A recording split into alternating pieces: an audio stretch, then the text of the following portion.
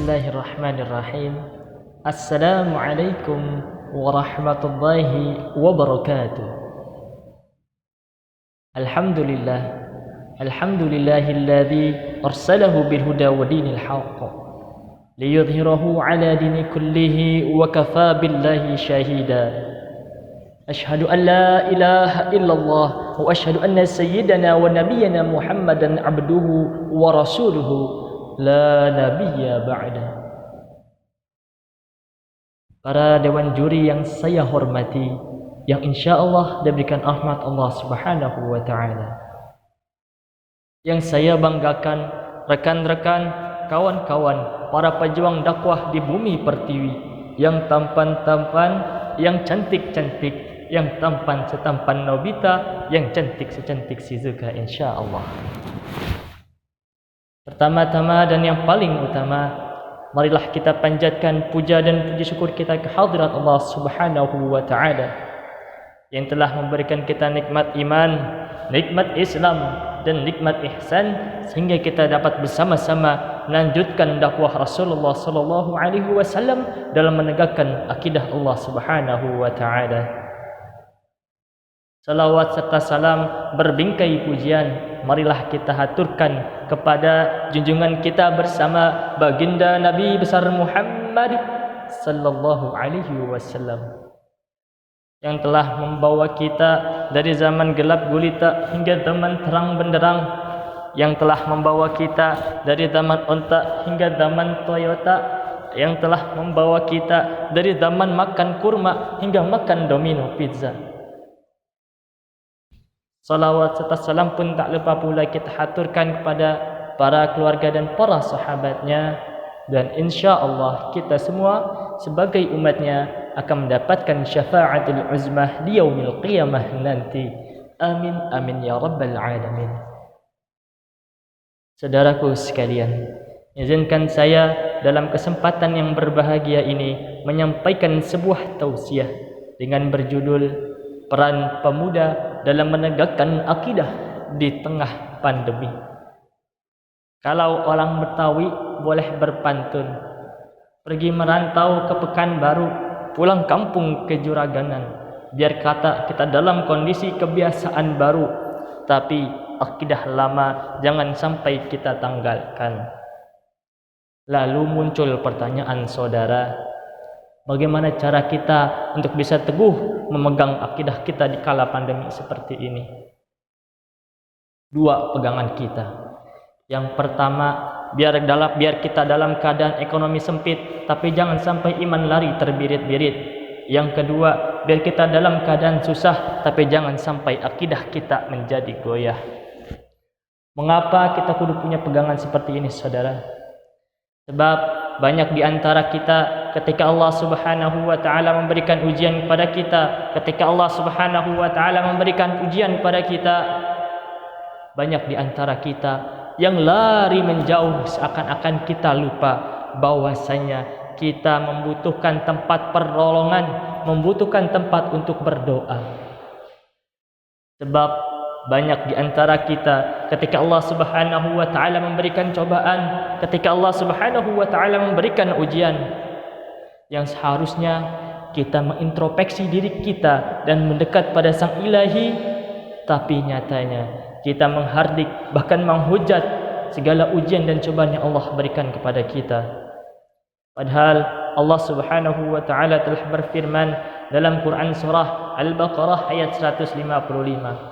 A'udzu billahi minasyaitonir rajim.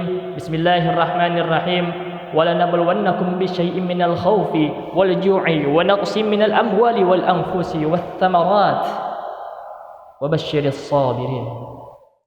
Dan sungguh kami telah memberikan kepadamu cobaan dengan sedikit ketakutan, dengan sedikit kelaparan, dengan sedikit kekurangan harta, jiwa, buah-buahan, dan kami akan memberikan kabar gembira bagi orang-orang yang sabar.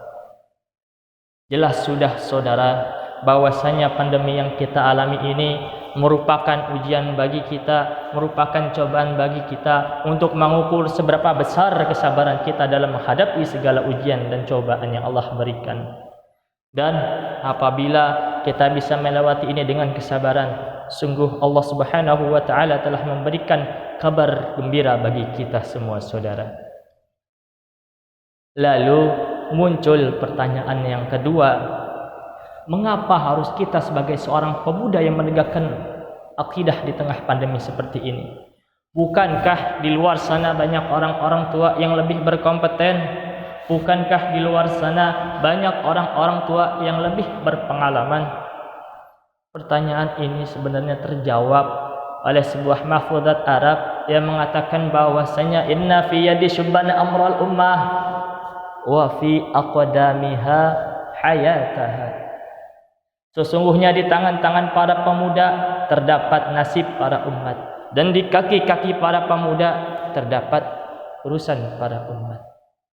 Jelas saudara, apabila kita ingin melunturkan akidah Islam, apabila kita ingin menjatuhkan yang namanya tegaknya Islam, tak perlu kau bungkam para ulama, tak perlu kau bungkam para kiai, tak perlu kau tutup musola-musola, tak perlu kau tutup para masjid-masjid. Apabila masih ada para pemuda yang peduli terhadap akidahnya dalam menegakkan akidahnya, akan muncul kembali para ulama, para kiai yang lebih hebat dari sebelumnya. Akan dibangun kembali musola dan masjid yang lebih megah daripada sebelumnya. Namun saudara, perlu diingat, apabila para pemuda telah lupa terhadap akidahnya, maka sesungguhnya lunturnya akidah Islam, jatuhnya Islam, maka akan terjadi seiring dengan pergantian zaman, saudara. Dalam sebuah riwayat yang disampaikan oleh Abdul Mas'ud, an Abdul Mas'ud radhiyallahu an, qala Rasulullah sallallahu alaihi wasallam qala la tadhillu qadama ibni adam yaumal qiyamah min 'indi rabbi hatta yus'ala an khamsin. Dari Ibnu Mas'ud radhiyallahu an, Rasulullah sallallahu alaihi wasallam bersabda, tak akan sedikit pun bergeser kaki anak Adam di hadapan Rabb-nya di yaumil qiyamah nanti hingga ia diberikan 5 pertanyaan. Salah satunya apa? Salah satunya adalah uang syababihi fima ablah. Untuk apa masa mudamu dihabiskan? Dengan menegakkan akidah di tengah pandemi, kita bisa berkontribusi, kita bisa bermanfaat bagi bangsa, negara, dan agama. Serta insya Allah kita dapat menjawab segala pertanyaan yang berkaitan dengan apa? Yang berkaitan dengan untuk apa masa muda kita dihabiskan, saudara. Pergi belanja, membeli layangan, main layangan di tengah lapangan. Udah gak zaman para pemuda berpangku tangan. Sudah waktunya kita terdapat di garis terdepan, saudara. Banyak jalan menuju Roma, banyak jalan dalam menegakkan akidah. Salah satunya dengan berdakwah, menasihati dalam kebajikan, menasihati dalam kesabaran. Wa tawasau bil haqq wa tawasau bis sabr. Biar kata kita dalam keadaan social distancing, tapi dakwah tetaplah penting. Biar kata kita dalam keadaan jaga jarak, tapi jangan sampai kita lupakan dalam kita menyampaikan kebenaran, saudara. Saudaraku yang saya cintai, selain dengan berdakwah, banyak cara kita untuk menegakkan akidah di tengah pandemi ini.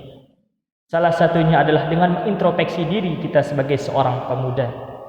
Jangan sampai kita sebagai seorang pemuda lebih peduli terhadap duniawi tapi meninggalkan akhrawi. Seharusnya kita sebagai seorang pemuda menyimbangkan antara dunia dan akhirat. Untuk apa para pemuda yang memiliki banyak prestasi tapi tak memiliki akhlak yang terpuji?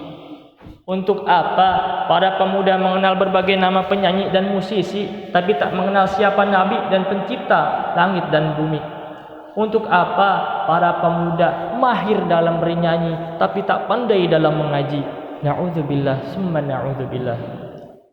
Oleh karenanya saudara, dalam kondisi pandemi seperti ini, marilah kita gunakan, kita manfaatkan momentum ini untuk bisa saling berbagi manfaat. Ingat, khairun nas anfa'uhum linnas. Sebaik-baiknya manusia adalah manusia yang memberikan manfaat bagi manusia lainnya. Untuk menutup tausiah ini, marilah kita berselawat bersama. Salatullah, salamullah ala taha rasulillah. Salatullah,